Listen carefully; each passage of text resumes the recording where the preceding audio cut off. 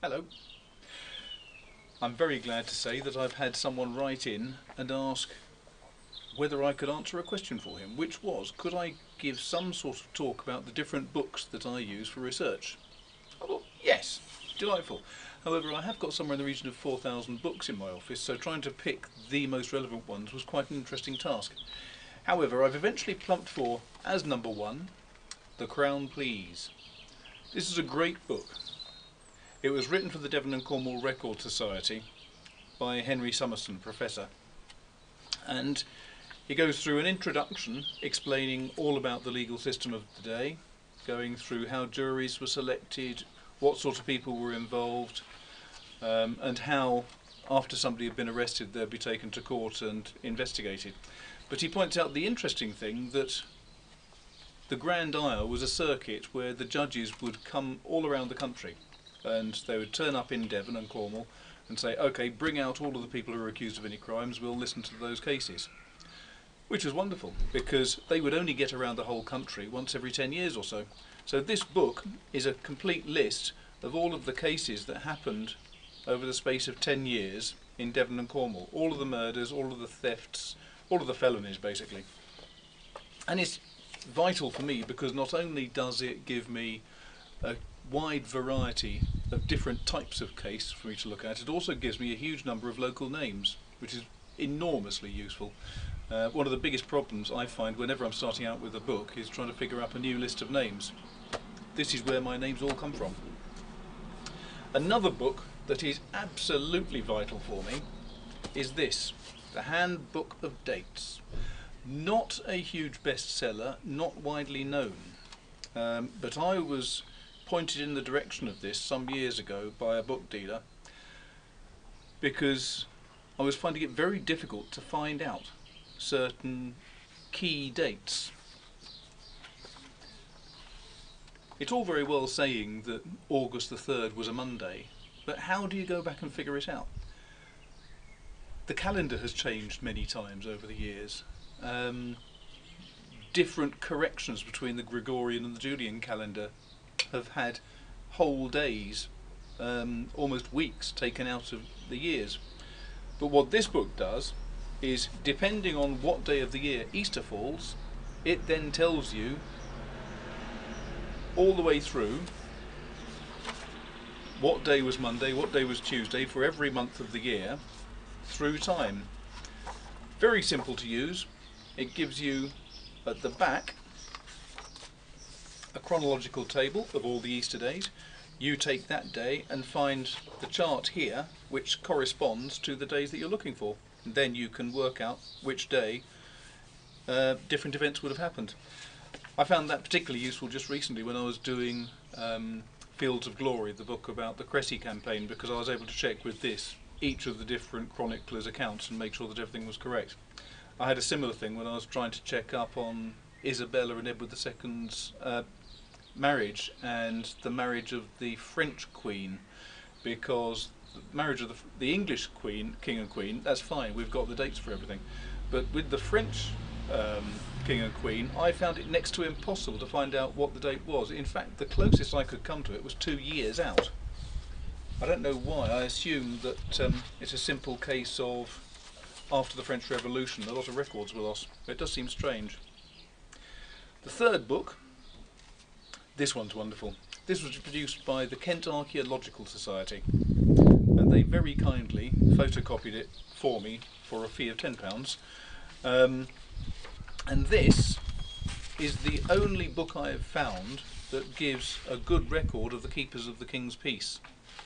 And it was from this really that I had to turn to get all of the information about Baldwin, how he would have reacted, whether it was correct, as I felt, that the keepers of the King's Peace were the people that would have done the investigation of various crimes, because a lot of people believed that the coroners were the investigators, but they weren't. Coroners were just record keepers. Because the justices came around once every 10 years, as I said, the coroners were the people who went to find a dead body and then recorded all of the different injuries and made sure that the injuries were recorded so that in the future, when somebody came round, they would be able to check on exactly who could have been guilty, what sort of weapon was used in the crime, all of that kind of detail.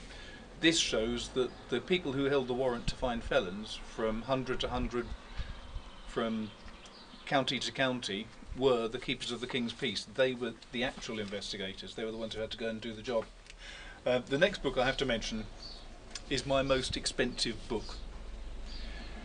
This is a book that arrived at my breakfast table one day, and I opened it and was promptly put off my toast, because it is basically a book by Professor Bernard Knight, an old friend of mine, who sent it to me because he knew that I could do, well, I think he was actually fed up with me phoning him and asking him questions about dead bodies. How long would a body take to get stained in a peat bog?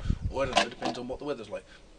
So he gave me a copy of the book that he wrote as a forensic scientist, which has been used in universities all over the world, and as a result it hasn't got a huge readership, which is why it costs 230 odd pounds to buy. And he gave it to me because it was one of his free author copies, just so that I'd stop pestering him, I think. It's a wonderful book, and I can't possibly open it here because the photos inside are so grim and disgusting that my daughter would fall off her chair. Last of all, however, this is a book I have to mention. The next video I'm going to be putting up will be all about the Crediton killings. Now, the Crediton killings came about largely because I read 3 times this book. It's a wonderful book. Terry Jones, famous to most people as Monty Python, or one of the Monty Python team, when he was at university he was an extremely good medieval literary expert, and he was fascinated by the idea of Chaucer's Knight because from his reading of Chaucer, all of the characters Chaucer mentioned he first built up and then absolutely deflated. And yet with the knight, over the centuries, it's become accepted that no, Chaucer liked the knight, and he was saying that he was a perfect gentle knight. He was the perfect gentleman, the ideal exemplar of chivalry itself. No. Terry Jones in this book eviscerates the knight. He goes through every aspect of him. Every aspect that Chaucer mentions when he mentions the state of his armour, the state of his clothing, the quality of his horse, everything, absolutely every single aspect that Chaucer mentions is devastatingly pulled apart in the second half of each of Chaucer's comments. And when you read this book you realise that this was not the perfect gentle knight. This was a guy who went abroad when it was illegal to go abroad, who joined mercenary armies when mercenaries were absolutely detested, especially during the 100 Years' War when this was written. Terry Jones points out that a lot of the wars that this perfect gentle knight was fighting in were not anything to do with the 100 Years' War. He was going away and fighting with Muslims, for Muslims. There's even an allegation that he might have been fighting with Muslims against the Christians. This was not a perfect knight. He was the typical example of a medieval mercenary, the most bloodthirsty, brutal character you could possibly imagine.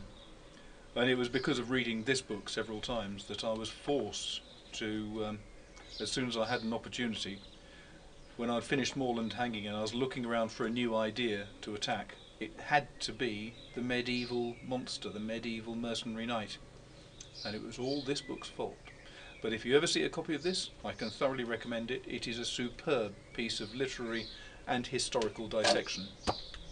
So that was that. I hope this has been of some interest. If it has, don't forget to click the like button at the bottom of the screen. Don't forget to subscribe to me. And I look forward to seeing you very soon to talk about the next book in the series, Crediton Killings. Don't forget to sign on for every Thursday. I'll be uploading the next video in the series, so you know when to look up for me. Thanks very much. Take care.